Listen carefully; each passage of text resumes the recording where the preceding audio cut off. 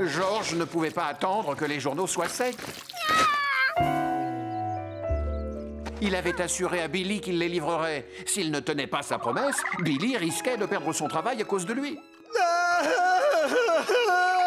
L'homme au chapeau jaune allait sûrement trouver une solution pour éviter ça.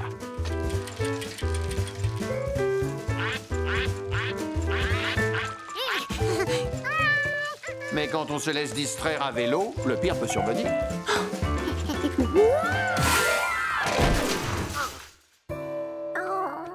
Heureusement qu'il portait un casque.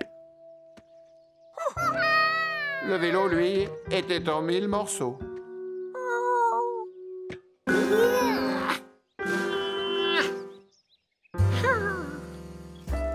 Le chemin du retour lui parut bien long. Bonjour, Georges. Tu cherches quelqu'un qui pourrait réparer ta bicyclette? Oh, oh non, pas moi. Non, pas Leslie. Allez, suis-moi.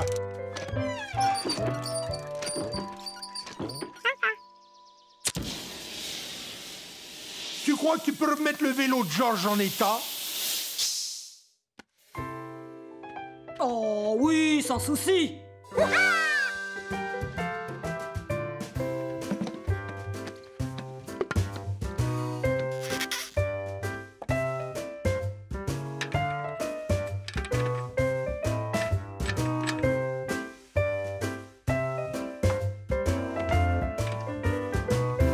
Bon, on va redresser ta roue. Madame Rankins avait l'air de maîtriser la situation, mais il avait envie de l'aider. Une clé, Georges savait comment l'utiliser.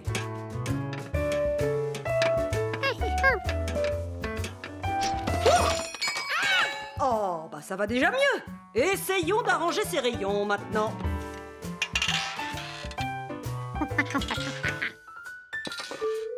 Et voilà, rayon redressé. Maintenant, on va vérifier si elle est voilée. Bien, il reste à s'assurer de l'état de la chambre à air.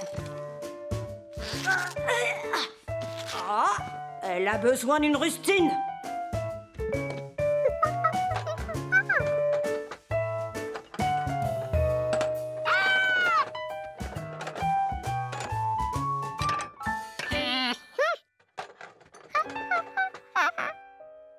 Mais où est ma clé?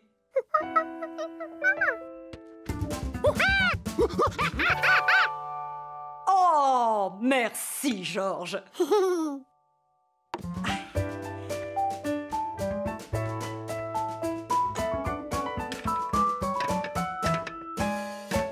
Il ne nous reste plus qu'à gonfler les pneus. Ah! Vu le résultat, Georges n'avait pas vraiment aidé comme il le fallait. J'ai l'impression qu'il faudrait revoir 2 ou 3 bricoles. Une pompe à air, ça au moins il savait s'en servir.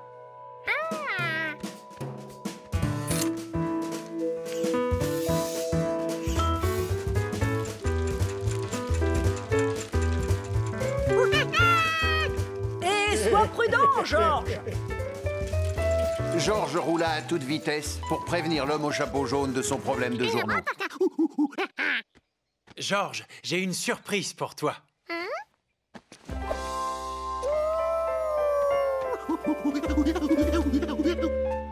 Oh, à propos, Billy est passé. Apparemment, il y a des gens qui n'ont pas reçu leur journal aujourd'hui. Une dame a vu un caneton qui flottait sur un joli bateau en papier journal, mais elle n'a pas eu le temps de lire les gros titres. Soudain, tout lui revint en tête. Georges avait oublié de lui expliquer ce qui s'était passé à la rivière.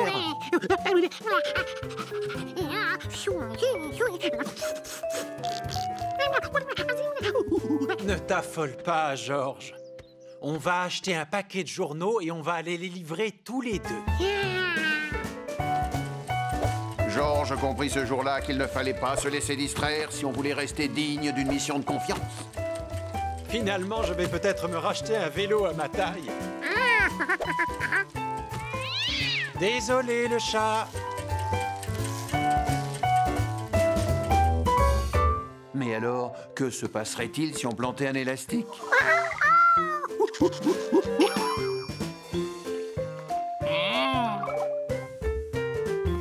Ou une plume?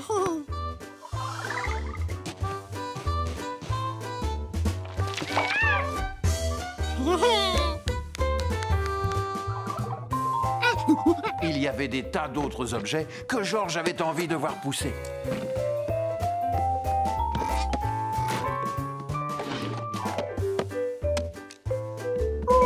L'homme au chapeau jaune n'avait pas fini d'écrire son discours?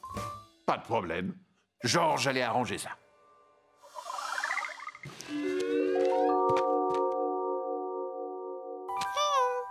Patati et patata, etc., etc. Ça allait être un discours inoubliable. Ça alors, tu es resté sagement assis devant la porte pendant tout le temps où j'étais parti?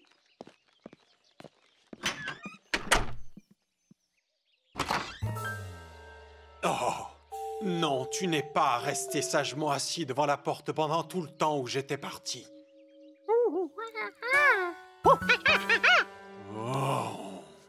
Quand l'homme au chapeau jaune prenait cet air, ça voulait dire que George allait se faire sermonner. Bon, alors, c'est simple. Les graines, les glands, les cacahuètes, ça pousse. Mais les chaussettes, la radio, la télécommande, ça ne pousse pas. Bien. Il n'y a plus qu'à récupérer tous les objets que tu as enterrés dans le jardin. Oh, George, où est mon discours?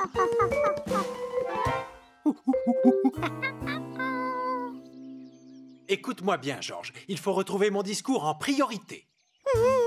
Mais George n'était pas Jumpy. Il n'avait pas l'odorat aussi développé qu'un écureuil.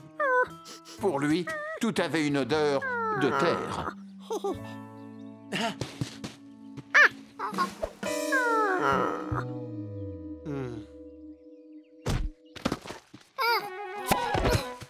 Hé, qu'est-ce que vous comptez faire? Une piscine? Hein?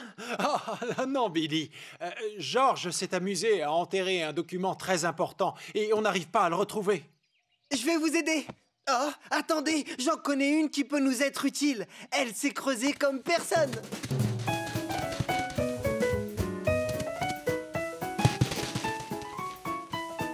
Et une cuillère en bois, une. Qu'est-ce que vous faites de beau, une piscine? Non, on cherche quelque chose que George a enterré. Oh, mais j'y pense. J'ai un détecteur de métaux que j'utilise pour chercher des pièces de monnaie au fond du lac. Ça pourrait peut-être vous aider. Super. Ce que nous recherchons n'est pas en métal, mais en papier. Oh non! Oh. Ah, oh. Ah, cette fois, c'est peut-être la bonne. Je n'ai pas écrit mon discours sur du... Oh, une clé. Vous croyez qu'elle est ancienne? C'est possible. Elle appartenait peut-être à un pirate. Oh, c'est une catastrophe. Si on ne retrouve pas mon discours rapidement, je n'aurai plus le temps de le finir. Et je serai obligé d'improviser.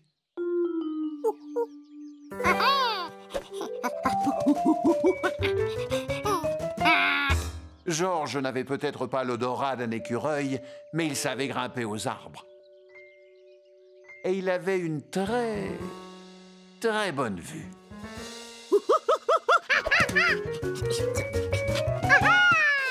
Tu l'as retrouvé! C'est le discours. Qu'est-ce que je ferais sans toi? Ah, oh. Mais c'est pas du métal.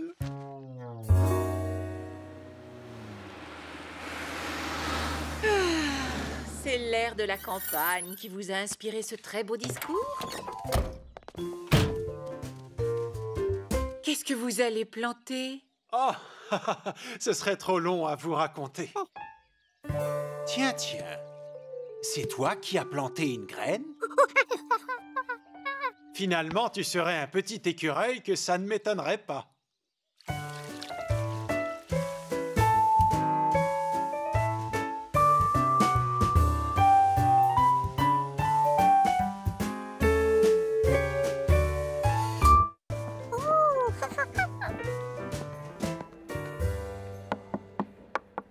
Je crois savoir qui c'est.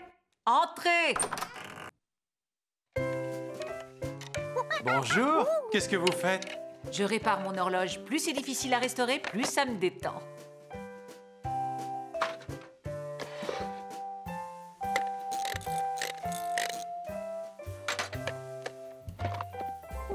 Oh! Je parie que tu n'as jamais vu de pendule aussi belle que celle-là.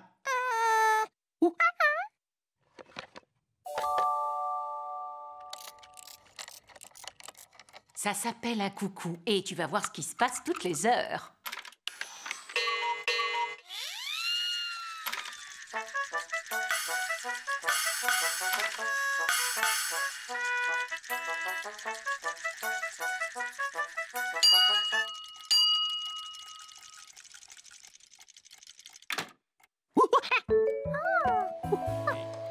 Alors, qu'en pensez-vous? C'est très impressionnant. Hein?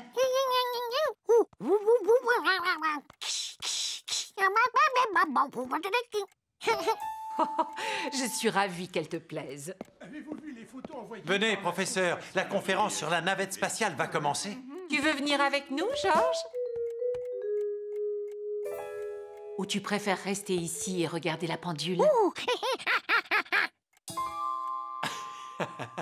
Si le professeur Wiseman est d'accord, alors moi aussi. Si tu veux voir sortir les petits personnages, il faut que l'aiguille fasse un tour complet et qu'elle revienne sur le 12. Amuse-toi bien.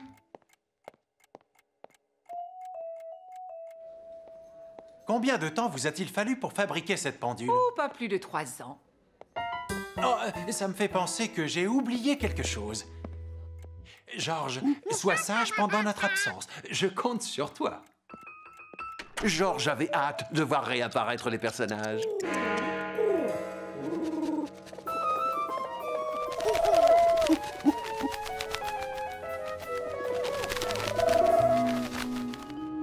Ah, mais on dirait Boussole, le pigeon voyageur désorienté. Parce qu'il est bien le seul du groupe à ne pas être capable de se poser sur la statue qui sert habituellement de perchoir.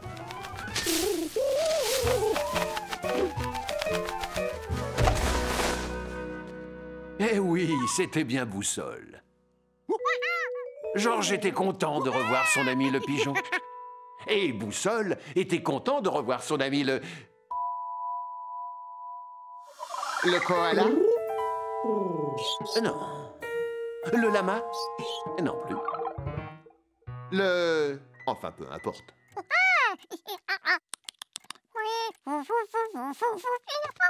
Georges voulait montrer à Boussole la pendule du professeur Wiseman en action.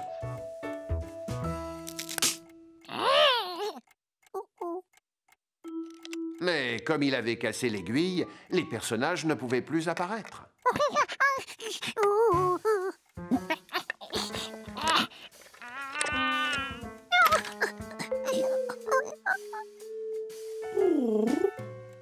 Allez, sortez! Boussole a envie de vous voir.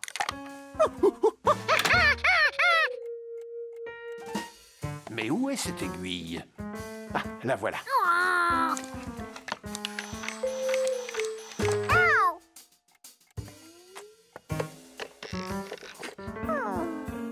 Comment faire pour la récupérer?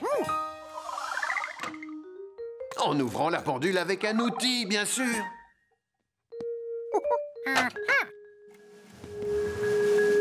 Non, non, pas avec un marteau.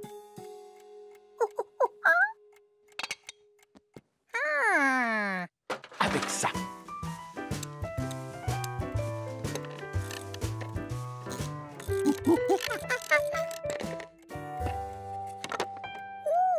Qu'est-ce qu'il y a comme truc là-dedans?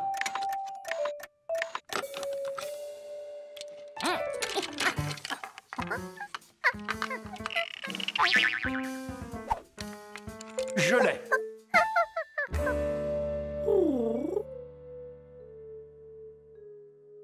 Quand on démonte les pièces d'une horloge, il faut savoir comment les remettre en place. Ah, te voilà, Charlie. Je t'ai couru après toute la matinée. Salut, Georges. Oh, tu as un stand de citronnade? Tu as dû te faire beaucoup d'argent. Hein? Si tu vends de la citronnade dans la rue, c'est pour gagner de l'argent.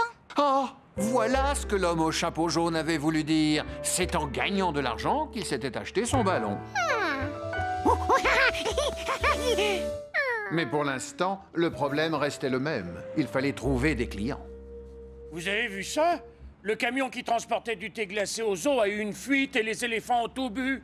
Oui, je crois que le camion se rendait sur le chantier de construction. Oh, quand je pense aux pauvres ouvriers avec cette chaleur. Ils n'ont plus rien à boire maintenant. Oh là là, ça doit être vraiment dur pour eux.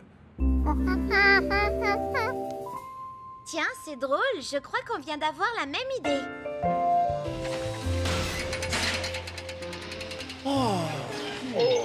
Quelle chaleur!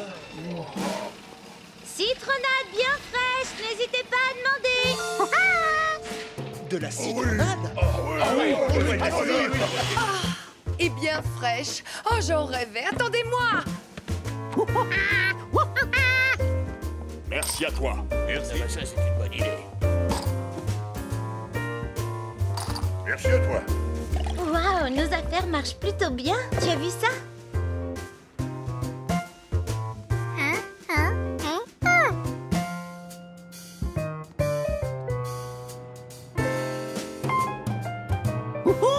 Encore 4 gobelets, s'il vous plaît. C'est prêt. Servez-vous. Prenez de la citronnade. Merci, Georges. Merci. Merci à toi. Délicieux.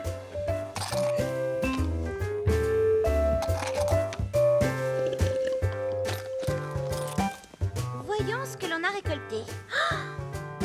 Oh. Il te manque encore de l'argent pour pouvoir te payer un ballon de football. Et on n'a plus de clients. Vous vendez de la citronnade? J'espère qu'il en reste encore un peu.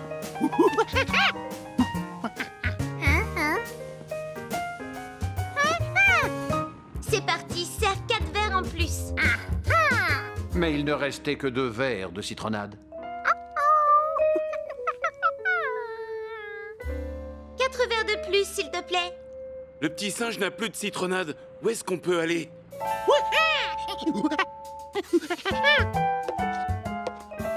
Georges se rappelait l'astuce du concierge. À partir de 2 verres, on pouvait en remplir 4. Bravo, très bonne idée. Un demi-verre pour la moitié du prix. Merci beaucoup. Merci, mon ami. Merci. Ah, ça fait vraiment du bien de boire quand on a soif. Sans ça, j'aurais jamais pu me remettre au travail.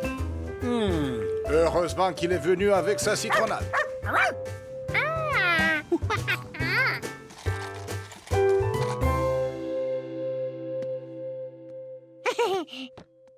Waouh, on a ramassé une jolie somme, tu peux être content. On a réussi à vendre toute ta citronnade dans la matinée. Mais ce n'était pas exactement la citronnade de Georges. Je suis déjà pressé de rentrer pour pouvoir déguster une citronnade bien fraîche.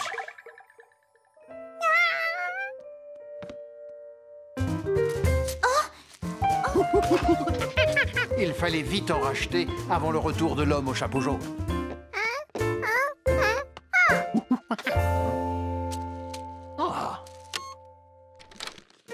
Georges, où est passée la citronnade qui était dans le réfrigérateur?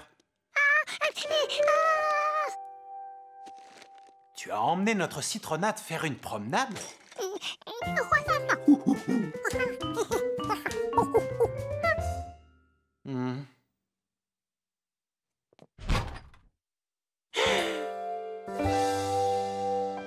Ah oui, je t'ai acheté un nouveau ballon pour remplacer celui qui était dégonflé.